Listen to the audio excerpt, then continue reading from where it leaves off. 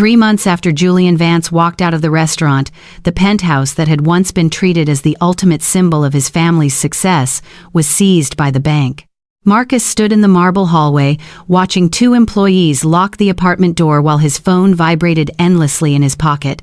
He had missed 3 consecutive payments. Julian's account was no longer available for him to drain. Julian's signature was no longer there to guarantee the loan.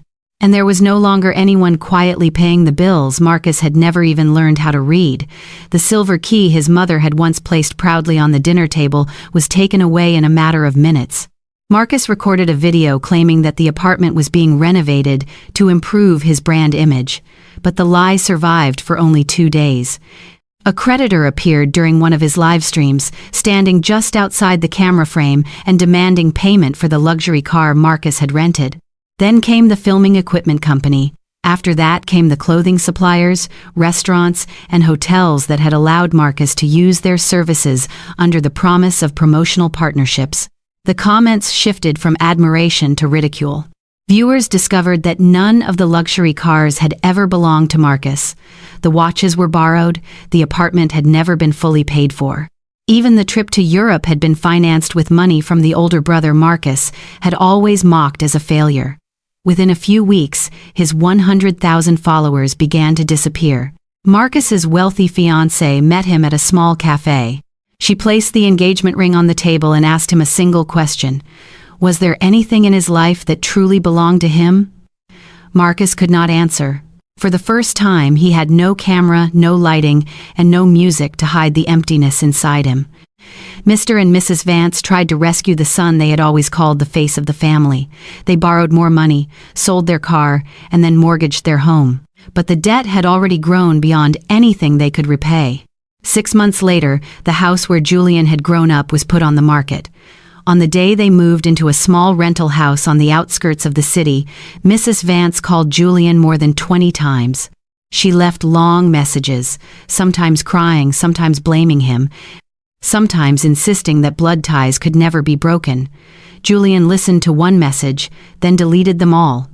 He did not feel victorious, he only felt lighter. After that fateful dinner, Julian used what remained of his savings to rent a small room on the 2nd floor of an old warehouse. The paint peeled from the walls. The windows shook every time a truck drove past. At first, the studio contained only 2 desks, 3 computers, and a wooden sign bearing the company's name, painted by Julian himself. His co-founder was Elena, a landscape architect who had once worked alongside him. She was the first person to recognize the value in the designs his family had always mocked. Their first project was a community library built with recycled materials. The profit was modest, but Julian spent night after night perfecting every curve, every source of natural light, and every space designed for children. He no longer had to stop working to check how much money his family had withdrawn from his account. There were no more phone calls demanding that he pay Marcus's bills. There was no one left to tell him that his dreams were unrealistic. 1 year later, Julian's studio won a National Green Architecture Award for its coastal eco-resort project. It was the same project he had quietly developed in that suffocating attic apartment years earlier. His annual income rose beyond $180,000. But what Julian valued most was not the money or the award, it was the silence. In his new office, he placed his father's fountain pen inside a closed drawer. He did not throw it away. He kept it as a reminder that a signature could turn a person into a prisoner, but it could also open the door to freedom. One morning, Julian stood beside the glass window and watched sunlight spread across a model of the city they were building. He understood that leaving his family had not made his wounds disappear overnight. He still had to learn how to rest without feeling guilty. He had to learn how to accept praise without questioning it. He had to learn to believe that he deserved to be loved, even when he was not paying for anyone else. Julian had once been the invisible child inside his own home. But when he stopped serving as the foundation for someone else's castle of sand, he was finally able to build a life that stood firmly on his own 2 feet. Julian Vance was 30 years old, and he had spent nearly a third of his life creating buildings that other people proudly posed in front of for photographs. Yet within his own family, he was seen as nothing more than a wallet that could breathe. That evening, when Julian stepped into the garden behind his parents' house, the 3-tiered cake had already been cut. The words, 100,000 followers for Marcus, were written across it in bright gold frosting beneath the lights. Everyone raised their glasses to celebrate the younger brother they called the pride of the family, while Julian was directed toward a small chair beside several boxes of filming equipment. No one asked why there was concrete dust on his sleeves. No one knew that only a few hours earlier, Julian had discovered an error in the structural plans that could have forced a shopping center project worth tens of millions of dollars to shut down. He had stayed awake for 2 nights, redesigning the entire load-bearing system before persuading the construction team to change its plan before it was too late. But the moment he sat down, his mother frowned. "Couldn't you have changed your shirt before coming? Today is an important day for Marcus." Julian looked at the shirt wrinkled around his elbows. He was about to explain that he had come directly from the construction site, but his father had already turned toward one of the guests and laughed. The older one only knows how to draw straight lines and do calculations. Marcus is the one with real creativity. Marcus stood in the middle of the crowd, wearing a designer jacket that Julian was still making monthly payments on.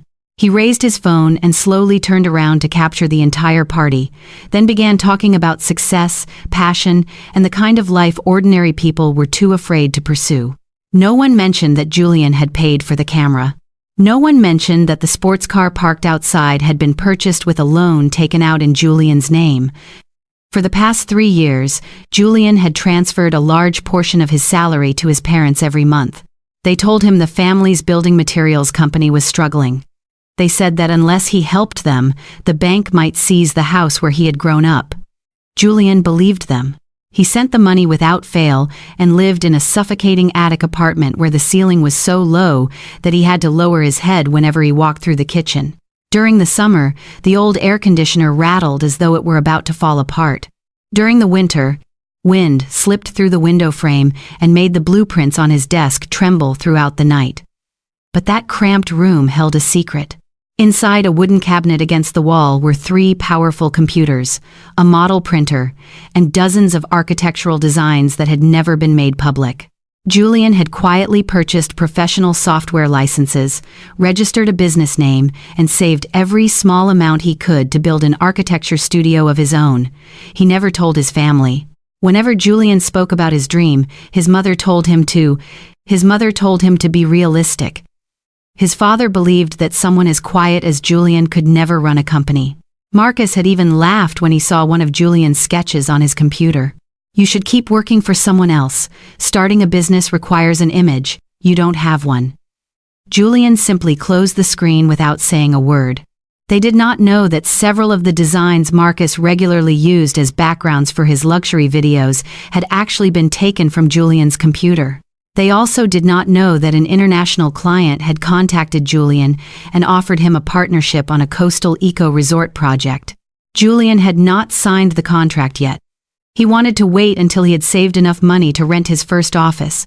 At the party, his mother handed him a white envelope. Inside was not a thank you note or a greeting card. It was the deposit invoice for Marcus's next promotional video shoot. "I need you to pay this before Monday. It is only a small amount." Julian looked at the figure printed at the bottom of the page. It was almost equal to 6 months of rent for his attic apartment. On the other side of the garden, Marcus was telling everyone that his family had always supported him unconditionally. Julian's parents smiled with pride, as though they had personally built everything Marcus possessed. Julian slowly folded the invoice. For the first time, he did not put it in his pocket. He placed the envelope on the table, lifted his head, and looked at the 3 people laughing beneath the lights. Then he recognized a cold and painful truth. His family did not need a son. They needed a foundation to stand on. And none of them had realized that the foundation had already begun to crack. Julian Vance discovered that his family had traveled to Europe using the very money they claimed was needed to save their house from being seized by the bank. It began during a scorching afternoon at the construction site. Julian was sitting on a slab of unfinished concrete with a box of cold food beside him when his phone vibrated. A new notification appeared from Marcus's social media account. The photograph had been taken in front of the Eiffel Tower. Marcus stood between their parents, wearing an expensive coat and holding a glass of champagne. Beneath the picture were the words, "Our family's dream vacation." Julian stared at the photograph for a long time. Only 1 week earlier, his mother had called him in tears, saying that the bank was demanding payment on a debt due at the end of the month. She told Julian that his father could lose the company unless he sent more money. Julian postponed the purchase of a model printer for his studio, withdrew almost all the money in his savings account, and transferred it to his parents. That amount was enough to pay for every business class ticket in the photograph. Julian called his mother. Music played in the background when she answered. He could hear Marcus laughing, the sound of glasses touching, and his father calling for a waiter. "Are you in France?" She remained silent for a few seconds before answering in a cold voice. "You are always busy at construction sites. Even if we had invited you, you would not have come." Julian asked why no one had told him. His mother sighed, as though Julian were the one causing trouble. "You always smell like cement dust. Marcus needed to film sophisticated content. Having you there would have ruined the image. Besides, someone had to stay home and take care of the electricity bills, the water bills, and the other payments." The call ended before Julian could say anything else. He sat in the middle of the construction site, surrounded by drilling machines and steel beams crashing against one another. But inside him, there was only a heavy silence. It was no longer disappointment. It was the moment a man finally realized that he had never truly been considered a member of his own family. 1 week later, Julian went to his parents' house to collect his birth certificate and several personal documents he needed to register his studio. The house was empty. Inside his father's office, Julian opened a drawer containing old paperwork. A thick folder slipped out and fell to the floor. Marcus Vance's name was printed across the cover. Julian bent down and picked it up. He read every page slowly and carefully, the way he examined a building plan that showed signs of structural collapse. It was a purchase agreement for a penthouse in the center of the city. Marcus was listed as the owner. Their parents were listed as the financial guarantors. The scheduled payments were being transferred from the family account into which Julian had been depositing money for the past 3 years. He turned to the bank statements. Money for Marcus's car, money for filming equipment, money for the penthouse deposit, money for the trip to Europe. The total had reached $120,000. Julian felt his hands grow cold. He remembered every sleepless night, every unfinished meal, and every invitation from friends he had refused because he could not afford to go. He had believed that he was saving his family. In reality, he had merely been financing a stage where Marcus pretended to be successful. Julian called his mother again.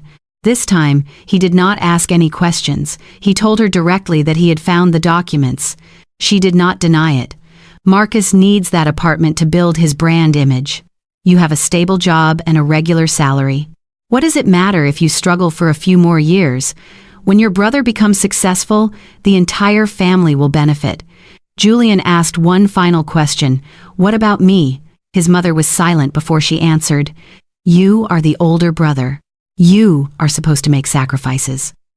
Those words severed the final thread that had kept Julian connected to them. That afternoon, he met Noah, an old friend who now worked as a financial attorney. Julian placed all the documents on the table. Noah examined every statement and transaction before looking up, his expression turning serious. They did not just take advantage of you, they built Marcus's entire life on your income. Julian did not cry. He instructed Noah to make copies of every transaction, remove his name from all financial guarantees, block access to the shared account, and prepare the necessary paperwork to separate him from every project connected to his family. Before leaving the office, Julian looked at the fountain pen in his hand. His father had given it to him when he graduated and told him that a man's signature determined his value. The following day, Julian would use that very pen, not to save his family, but to terminate the agreement that had been draining the life out of him. Sometimes walking away from the people who refuse to value you is not betrayal, it is survival. Julian spent years believing that love had to be earned through sacrifice, but real family should never require you to destroy yourself just to keep everyone else comfortable. Do you think Julian was right to cut off his family, or should he have given them one final chance? Share your opinion in the comments. If this story moved you, please like the video, subscribe to the channel, and turn on notifications so you never miss another powerful story of betrayal, courage, and hard-earned freedom.